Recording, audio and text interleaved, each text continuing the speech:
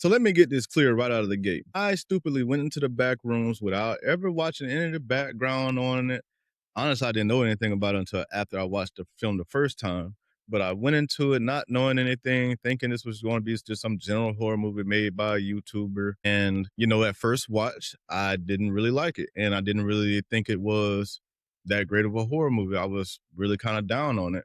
Then I came home and did some research into the lore of the film and really got into the videos by Kane, and then I was like, okay, I have a different appreciation for this. So I went and gave it a second watch with now having the background lore and all of the history of the back rooms and about how it originated and where we are now with it. And I have a much different appreciation for this film now. I'm thinking that this is some bleak horror drama about a alcoholic furniture salesman who has a therapist who has her own dark issues as well. And, they go into this secret room and, they just kind of get lost. I'm thinking something that's going to be pushing them in this direction. But since I'm dropping all of this in the first 30 seconds to a minute of this video, let's go ahead and do this a different way. This will be similar to a deep dive, but, let's talk back rooms, mainly the movie, but we're going to get into some of the lore here as well, because I think it needs to be known and seen. And yes, it is going to have some spoilers, but I think if you allow this to be spoiled and still go see this film, you'll have a deeper appreciation like I do for what I actually watch. And with that being said, let's go ahead and get into it, because I want to start with talking about the world building. Because like I said before, if you went into this movie blind like I did, then you missed a massive chunk of the context to what the Backrooms is. Now, this originated originally on 4chan and a creepypasta, I believe. And from my understanding, the lore got deeper when Kane Parsons, also known as Kane Pixels, took over and basically took it to the next level. He basically expanded it into this never-ending sci-fi epic. So in this world, there is a fictional company called Async Research Institute, and they happened to discover the complex, and they did this by experimenting with spatial manipulation. And to give you a little bit more background, Async, they used to be a MRI machine company. And my assumption is they turned one of these MRI machines into basically not a time machine, but maybe like a teleportation device. So my understanding is they thought that this extra space that they found that people could go into and, be safe to a degree, they thought that this could actually help with the housing crisis of the world. And that's why Async chooses to, explore and try to map out the back rooms. Now, clearly, and this is no spoiler alert, that corporate optimism clearly backfired on them, because if they're trying to map this out, they're going to be mapping it out for a very long time, because it doesn't end and it seems to change with each individual person that enters. Now, what Async's experiments do cause is they create these null zones. And what that is a tear in space that unsuspecting people like we saw in the film Clark and Mary happen to walk through. It kind of mirrors his life. So he falls in love with his null zone. But going back to the deeper thematic horror, the complex itself is literally a living, shifting environment feeding off of the memories of the individuals that go inside of. And as we've seen, and even in some of the videos on YouTube with the back rooms or whatnot, it duplicates the world of the person that, inhabits it. So basically, if I went into the back rooms, whatever, say I entered it from my living room, I would probably enter it in another version of my living room, and hopefully it's a stable environment, but I guess it stands a chance not to be. But I saw one video where this had this red, basically like city, this big apartment building inside the back rooms. And that was a really cool video, and you guys should go check it out. I'll try to link it down in my description section. That way you guys can go check it out, because that was one of the cooler backroom videos that I actually watched, and full of lore, full of everything that you guys need as far as background and history to understand the film that came out in theaters recently. But in my opinion, I think that the Backrooms kind of acts as this cosmic purgatory to a degree. And I think that kind of forces the trapped individuals to confront their traumas or their past troubles or their deep regrets. And I'm pretty sure that the iconic yellow wallpaper and the endless corridors are a way that symbolizes the isolation that these individuals go through when they enter the back rooms, and also a way to display the mundane industrialism of the world that we live in, and that when they get in here, they basically try to deny that they're in this place. Now, let's dive into some of the hidden clues and things that even I missed the first time around. Because honestly, if you're just an average viewer just going to see a horror movie going into this and have never done any of the background on the back rooms, then you're probably going to be lost just like I was. So let's clear up one major misconception, even that I had myself, for internet fans.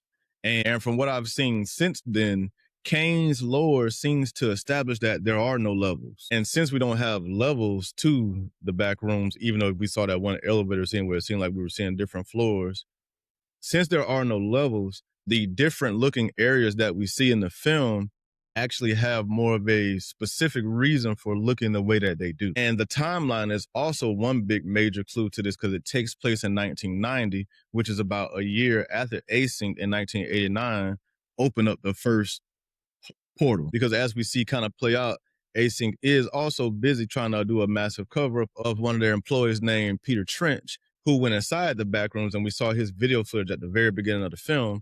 And we know that he got captured by one of the monsters that were down there. And what are these monsters? I'm not really sure.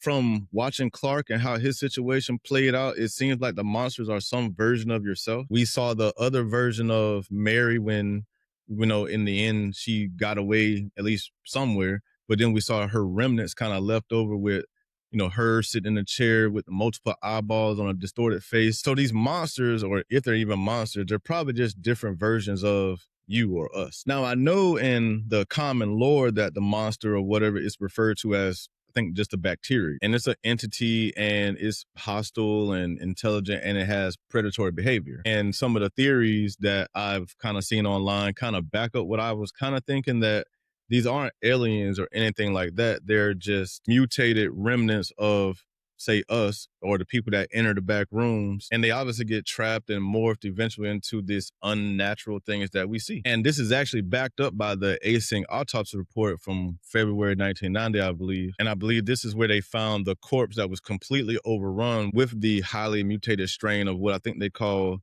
Bacillus. So I think the film actually took this and applied it directly to Clark, because we see in the film his darkness is basically made to manifest as his own story mascot, the pirate with the captain and the one leg and the bird. But it's not just, a version of him. It's this grotesque and, gigantic as well version of that captain mascot. So I think the back rooms just kind of act like sort of a upside down, if you've seen Stranger Things of sorts. So something like that was just a distorted version of what the regular reality is.